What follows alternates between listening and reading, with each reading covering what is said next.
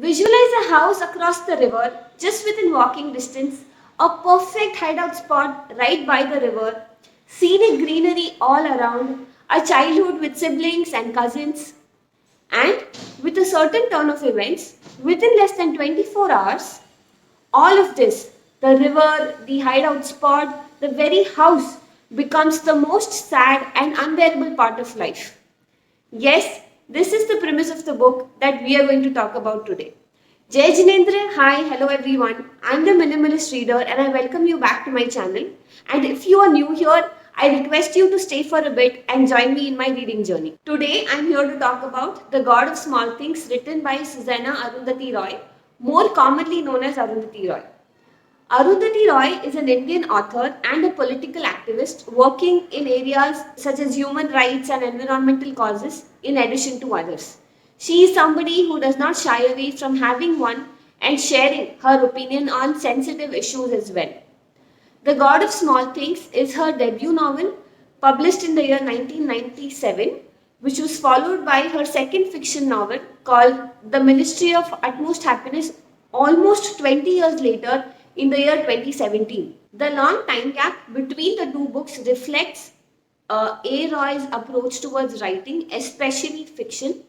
While she has written multiple essays and novels in the non-fiction category of literary work, she appears to be of the opinion that the urgency with writing fiction is ridiculously low, and she likes to mull over her ideas and thoughts more and more in isolation. In one of her interviews, Roy also says that she likes to live longer with her novel and the story before they become public. She enjoys living with the characters and assessing and analyzing them through the lens of her own life experiences. That is probably also what makes the characters so real and human. The God of Small Things is also a great illustration of how the author's life and temperament influence the stories they narrate. This book certainly reflects Roy's unconventional, strong, and rebellious personality. Discussing about the book, The God of Small Things is a historical fiction and a semi autobiographical novel, thus inspired to a certain extent by the author's own life experiences. Set in the post colonial era, in what's considered God's own country in India, in the state of Kerala, the backdrop of the book is Aroy's hometown village, Aivana. So, if you love Kerala or you are a sucker for Malayalam or Kerala based movie and art, or you just want to read something with an Indian setting that brings you one step closer to your culture, to your country, I guarantee you will adore this book. The God of Small Things can be looked upon as a modern classic. The author is well aware of the era during the time the book is set in and also the time when the book was written. Almost 3 decades ago, she has made subtle references to ideas such as stress eating or eating due to suppressed happiness, and also a couple of more ideas which I do not want to discuss right now and leave it for you to find out when you read the book. The book also attracted some controversy and legal proceedings due to few descriptions considered obscene and the book's overall impact on public morale. Touching upon themes such as socio-political issues, caste and racial discrimination, untouchability, perfidy, domestic violence, corruption, social and economic class, and many more. This book is a poignant narrative of love, loss, binds of social norms, grief, guilt, shame, and desire. The God of Small Things beautifully describes the scenic charm of Kerala whilst giving us an account of the lives of fraternal twins Rahel and Esther and their mother Amu. It is an intense story that encapsulates the incidents that occur in their lives as kids and how these experiences define their adult lives. It will leave the reader pondering and questioning their own ideas, beliefs, and philosophies on various subjects. One additional thing I would like to highlight here is that I heard this book on Audible, and this was unlike any other book that I have heard on Audible before, except one. So this was not a mere reading of the text of the book, rather it was a performance by various artists with background effects. It felt like I was listening to a movie. The noise of rain, a river flowing, a train departing, a Kathakali performance, protests by communists, the speaker walking away in the distance, very minute details, and these things made the listening experience very real. The only other book that I have heard on Audible with some background effects was The Wings of Fire by Dr. APJ Abdul Kalam. Here I would like to talk a little bit about the structure of the book. While we will discuss the story or the plot in a while, and there are anyway not many spoilers that I can give away given the unique structure of the book. The plot is revealed to the reader at the very beginning. I actually reread or reheard the book right after completing it the first time, perhaps for two reasons.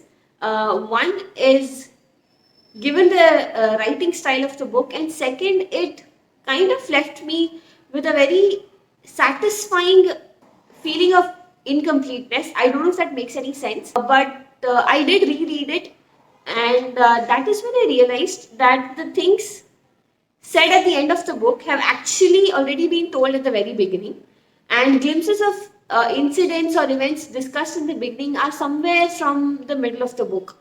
And so everything is right there, all over the place, available to the reader throughout. However, there is no chaos, and you will always find yourself wanting to know more. The chapters in this book are not named, and each chapter is termed as an episode in numerical sequence. Uh, while moving forward with the plot, each chapter focuses on one idea or character and their background and motives, etc. Luckily, the audiobook version that I was listening to also had a bonus interview with the author at a certain book club meet, and that really got me interested to know more about the author and her life experiences and personality as well.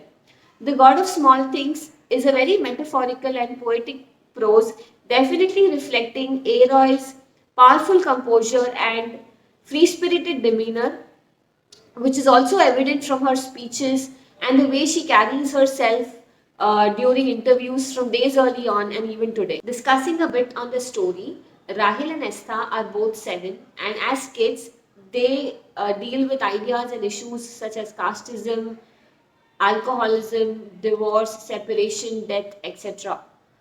While they retain their childhood and innocence through all of this, they eventually end up in a situation for which the entire family ends up paying very heavily. Rummaging through the memories of their younger years in IMNM with Rahel and Estha, we relive the story of Ammu, their mother, and her pleasant and otherwise experiences of encounters with her own family and outsiders. The God of Small Things is the story of strong family dynamics and merges from different family members. It's the story of Ammu and her twins. It's the story of Ammu's broken marriage, her life as a single mother, and the choices she makes later on in life.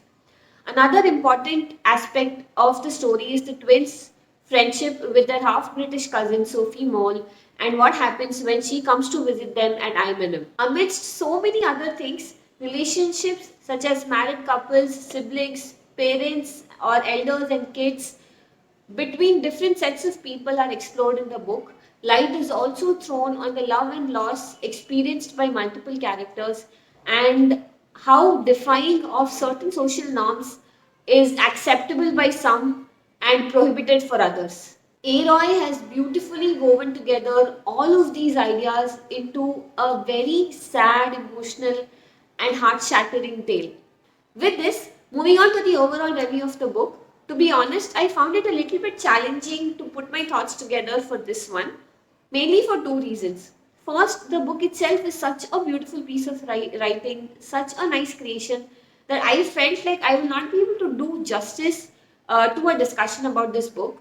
And second, after completion, the book left me with a feeling of numbness and so many thoughts at the same time that I really needed some time to sort out my feelings about it.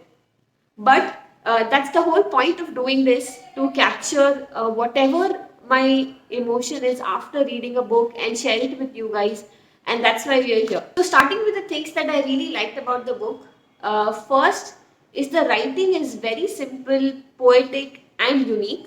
One reading of the book may not be enough to grasp the multiple layers and entirety of the story. Second, it has humanized certain subjects which are typically discussed in a very non-fictional setting, such as casteism and discrimination, by sliding them naturally into the story. Third, the characters are very natural and relatable. None are perfect and they have their flaws, which makes them very human. I feel this was a great step towards my journey to read more Indian books, that is, book with an Indian setting or books written by Indian authors. And this definitely brought me closer to the history, challenges, and beauty of my country. It also made me question certain socio-political ideas discussed in the book and read up and learn more about it. And of course, brownie points for the performance of the audiobook. With so many pros, I wish I could give this book a 5-star rating. However, there is one thing that I cannot ignore, and that is the conclusion of the book. Something happens towards the end which is very ironic and perhaps also reflects the bold personality of the author. But I do not agree with the way of dealing with grief that is projected in the end. Of course, the author is dealing with the idea of loss of love and experimenting with altering the same. She perhaps leaves it to the reader to decide for themselves which of these laws are modifiable and which aren't. This book was definitely unlike anything I have read before, and therefore, overall, I rate The God of Small Things a 4.5 star. So, if you are an adult, I would definitely recommend this book if you're looking for a somber story which feels both silent and boldly loud. If you stayed with me this far and liked the video, please leave a thumbs up, subscribe to my channel, and also share the video with your book lover friends and family. Have you read The God of Small Things? If yes, let me know your thoughts in the comment section. I will see you again here with another book review. Until then, stay happy, be kind, and happy reading.